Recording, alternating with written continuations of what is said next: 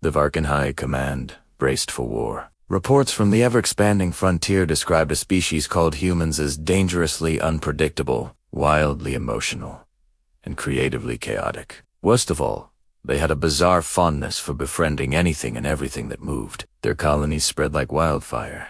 Their technology evolved at an impossible rate, and their diplomacy operated on a logic no strategist in the Empire could possibly decipher. So, when a small, remote Varkuun outpost suddenly went dark after reporting first human contact, the High Command didn't hesitate. There would be no negotiations, no lengthy investigations. They acted decisively. They deployed the Iron Crest Legion, the single most decorated elite strike force in the entire Varkuun Empire. Commander Ralzek, a hardened veteran of 43 victorious campaigns, personally led the descent onto the human settlement on the planet designated Arden 3. His legion landed in perfect, intimidating formation, their weapons humming with power, their dark, metallic armor gleaming under the alien sun. They expected fierce resistance. They expected a fight for their lives.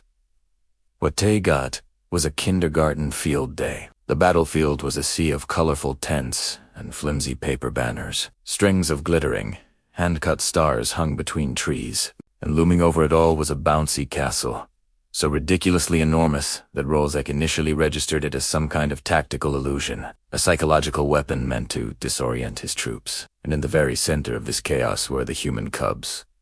Tiny ones, loud ones, exceptionally chaotic ones. Ralzek's troops instantly formed a defensive perimeter, their training kicking in. "Maintain distance," he ordered. His voice a low growl through his helmet's comes. Human cubs are known for erratic and unpredictable behavior. He barely finished the sentence before a small human sprinted directly toward his second-in-command, grinning from ear to ear and waving something bright and rectangular. "Hi!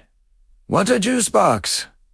the cub yelled, its voice impossibly high. "It's grape. It's the best.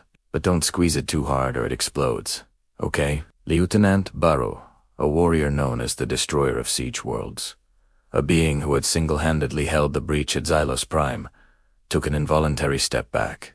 Is it a chemical weapon?" he stammered, his hand hovering over his sidearm. "No, silly," the cub said, rolling its eyes with a dramatic flair only a small child can muster. "It's juice."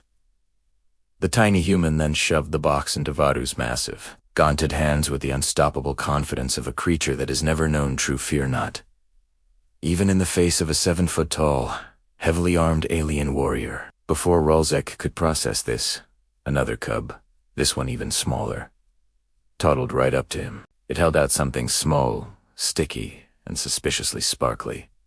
"Do you want a decal?" the little one asked, looking up at him with wide, innocent eyes. Ralzek stared down at the object. It was a brightly colored sticker, shaped like a smiling star wearing sunglasses. "Is a mark of rank?" he asked cautiously, trying to apply some military logic to the situation. "No, it's fun," the cub chirped, and with a swift, decisive motion it slapped the sticker firmly onto Ralzek's armored thigh. "Now, you're cool." Ralzek, conqueror of continents, destroyer of fleets, third son of the legendary Bloodhammer clan, had just been decorated by a toddler. He stood frozen, a smiling star now affixed to his battle-worn armor. His entire legions stared at him, their disciplined silence screaming 1,000 questions. And then the swarm came. The human cubs descended upon them not with weapons, but with overwhelming, weaponized friendship. They were offered more juice boxers, strange toys, and crudely drawn pictures of what looked like blob-shaped aliens holding flowers. They were pelted with questions. And glitter. So much glitter. "So why are you blue?" one asked, poking a warrior's leg. "Is your armor heavy?" Another wanted to know. "Can you jump really high? Do you have a mom?" A few of the Varkuun warriors, acting purely on instinct, activated their personal energy shields. The cubs, rather than being deterred, were fascinated. They immediately pressed their faces and hands against the shimmering barriers, leaving sticky prints all over the energy fields. One of them even licked it. Varu leaned toward his commander, his voice a horrified whisper. Sir, the most terrifying thing I have ever faced. But slowly, almost imperceptibly, the Legion began lowering their weapons, not because of an order, but because, against all logic and training, they simply couldn't find anything to fight. It was then that the human adults finally arrived, rushing over with looks of panic on their faces. They were teachers, guardians, and a few soldiers who looked like they'd just run a marathon to get there. "Oh, I am so sorry," one of the teachers gasped, trying to catch her breath. "They saw your landing craft and they thought you were special guests for field day. We weren't expecting a diplomatic delegation." Rolzek straightened to his full, imposing height. "This is not a diplomatic delegation," he said, his voice stiff with military formality. "This is a military response to a kindergarten." The teacher asked, bewildered. Rolzek glanced around. He saw the bright balloons bobbing in the wind, the chalk, drawings on the pavement, a sandbox shaped like a cartoon starship. He saw Rekub attempting to climb Lieutenant Varu's leg while the fearsome lieutenant stood frozen in abject horror, not daring to move. Perhaps, Rolzek considered, there had been some kind of monumental miscommunication. "We believed your people attacked our outpost," he stated, his voice losing some of its edge. One of the human soldiers cleared his throat. About that, sir.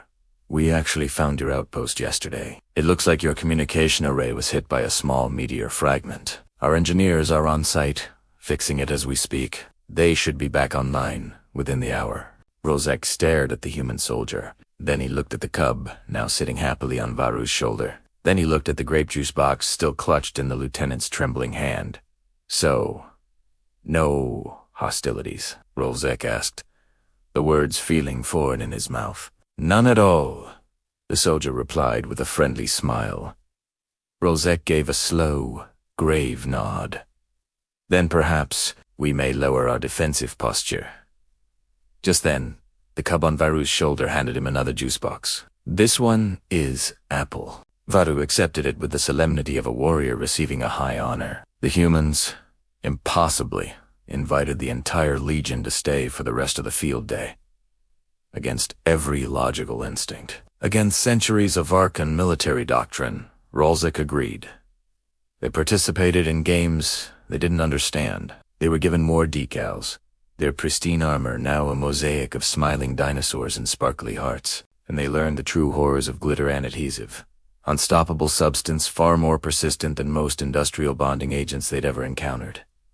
It got everywhere, in their armor joints, in their helmet filters, everywhere.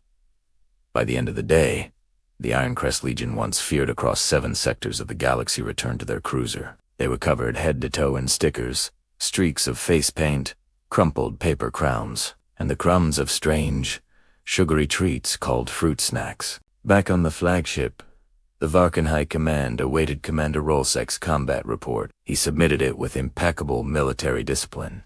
The message short and direct. It read, "Human cubs do not fight. They simply win." And across the Empire, for the first time in its long and storied history, the Varkuun High Command began to prepare, not for war, but for something far more complex. They began drafting plans for playgrounds. Thanks so much for watching. If you enjoyed this story, be sure to hit that like button and subscribe for more sci-fi adventures. See you next time.